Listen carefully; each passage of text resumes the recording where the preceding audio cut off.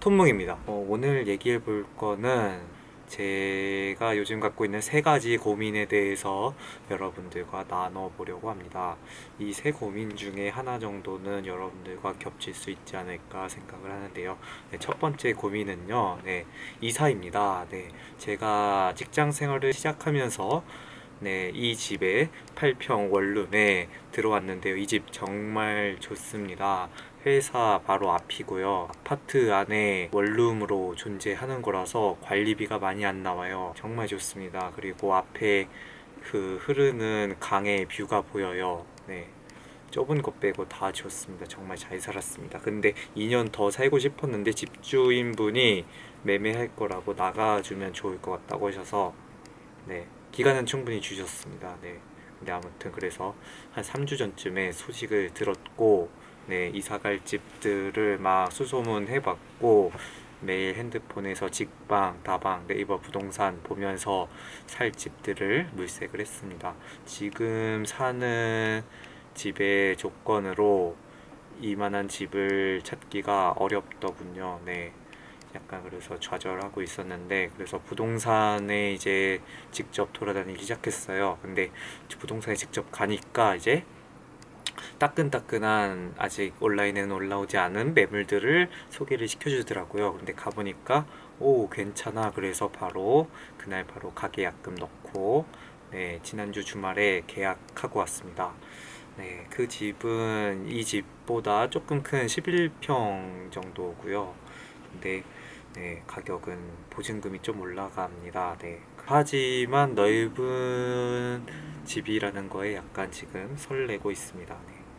그래서 이제 한 달 반 정도 이사 날까지 시간이 남았고요. 그 시간 동안에 이사 가기 전에 해야 할 것들, 전세 자금 대출 교체하는 거랑 이제 집에 대해서 세이 굿바이 하는 거, 가구들 한번 어떻게 살지 한번 정리하는 거, 그런 과정들이 필요할 것 같습니다.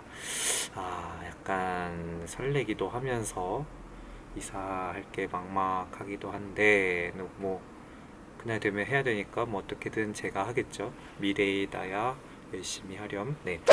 두 번째 고민은 말이죠.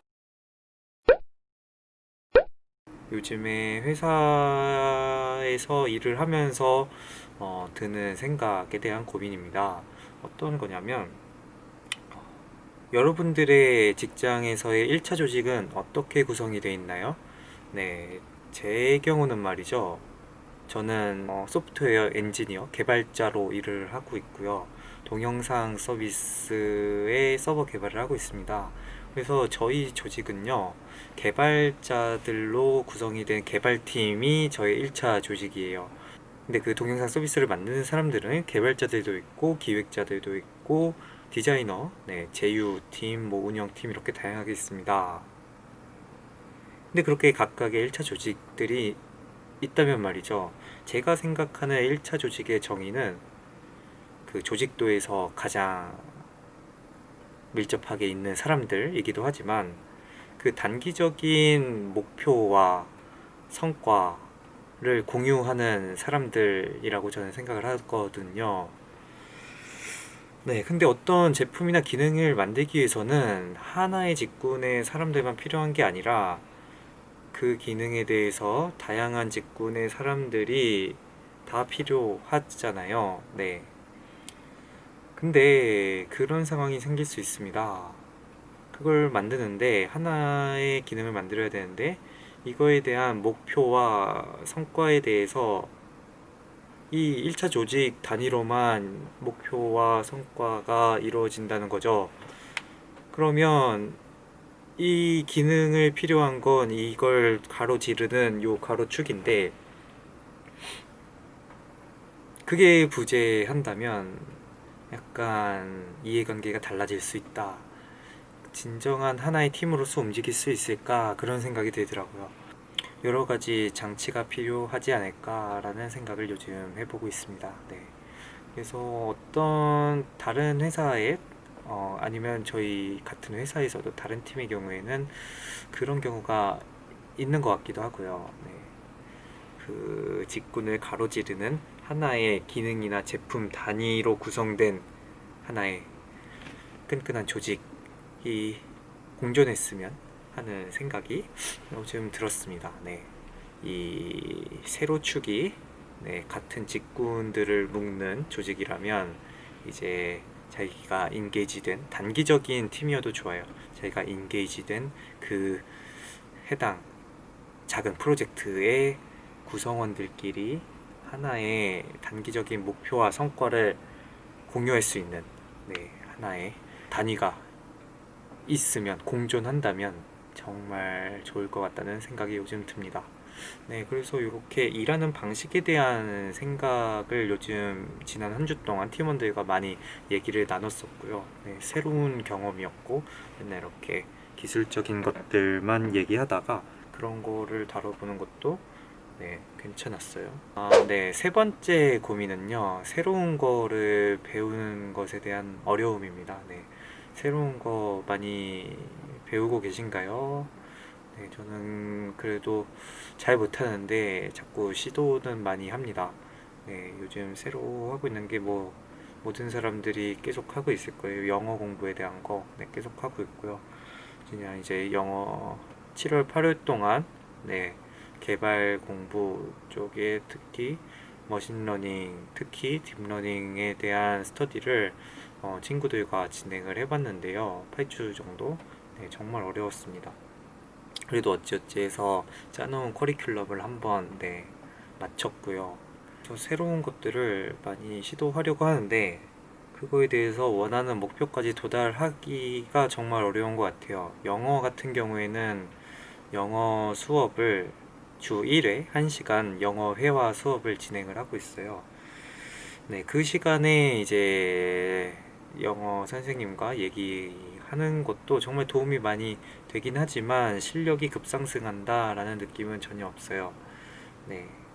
그냥 최소한의 거를 한다라는 느낌이 들 뿐이고 제자리 걸음이라는 생각이 많이 들어요. 결국 그렇게 제자리 걸음을 벗어나기 위해서는 제가 추가적으로 영어 공부에 시간을 할애하고 노력을 해야 되는데 그거를 잘 못 해오고 있었어요.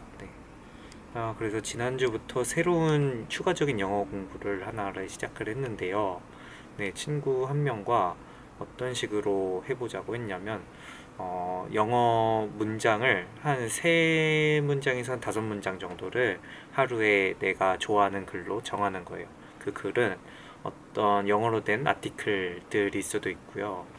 어떤 좋아하는 외국인 브이로그, 영어로 된 브이로그의 스크립트일 수도 있고요. 아니면 어떤 강연, 제1과 강연 관련된 아니면 테드 강연이라든가 그런 데서 한 3-4문장 정도를 추려와서 그렇게 문장을 만든 다음에 어디다 적어 놓은 다음에 걔를 암송하는 거예요. 외우는 거예요. 외워서 안 보고 주저리주저리 얘기할 수 있도록 하는 건데 그렇게 한 3문장에서 5문장들을 하는데 이번 주에 3회를 시도해서 완료를 했거든요. 보통 처음 하는 거니까 굉장히 어려웠고요. 그렇게 그걸 외우는데 계속 그냥 반복하는데 한 1시간에서 1시간 반 정도 걸리더라고요. 근데 그거를 완료했을 때 내가 정확하게 원하는 바대로 얘기했을 때 오는 그 성취감이 꽤 크더라고요. 제가 평소에 영어를 얘기한다면 하고 굉장히 그런 게 많을 텐데 이게 한번 외우고 났으니까 그거를 쉼 없이 얘기하는 그 경험이 그리고 외워서 얘기하는 거지만 그 외웠다고 하더라도 그 계속 머릿속에서는 다음 문장 그 문장 구조에 대해서 당연히 인식을 할 수밖에 없는 것 같아서 뭔가 이거는 좀 기존에 해왔던 영어 공부와 다른데 하는 생각이 들더라고요. 그래서 지난 한 주 동안은 3번을 했는데 다음 주에는 더 많이 성공할 수 있도록 시간을 들여보고자 합니다. 이거는 좋은 고민의 결과물 친구와 같이 할 수 있어서 굉장히 좋고요. 앞으로 계속 해볼 생각입니다. 두 번째로는 아까 말한 이제 그 스터디 딥러닝에 대한 스터디인데, 제가 이걸 일적으로 전문적으로 하는 분야가 아니다 보니까 사실 이번에 한 그 스터디의 내용이 처음 하는 스터디의 내용이 아니었어요. 한 2년 전쯤에 팀원들과 한번 다뤘던 네, 그런 범위였는데요. 이번에 다시 보니까 기억나는 분도 꽤 있었지만 새로웠어요. 전체적으로 다 까먹었다는 거죠. 네, 근데 이렇게 두 번을 다뤘는데 네, 또 깔끔하게 다 까먹는 게 너무 네, 두려워서 뭐라도 계속 이제 이어나가려고 하거든요. 그 같이 공부를 했던 친구들과 네, 그거를 이제 준비를 해야 되는데 새롭게 이제 뭔가를 시도할 때 그런 막막함이 좀 큰 것 같아요. 어떻게 하면 좋을까에 대한 고민이 많습니다. 예, 그런 고민을 하고 있고요. 네, 그래서 제 고민들은 여기까지고요. 여러분들은 어떤 고민을 요즘 하고 있나요? 댓글에 남겨주시면 제가 한번 또 그거에 대해서 제 고민도 한번 털어놔 보겠습니다. 네, 고민 상담 시간, 제 고민들 들어주셔서 감사하고요. 다음에 또 뵙겠습니다. 안녕.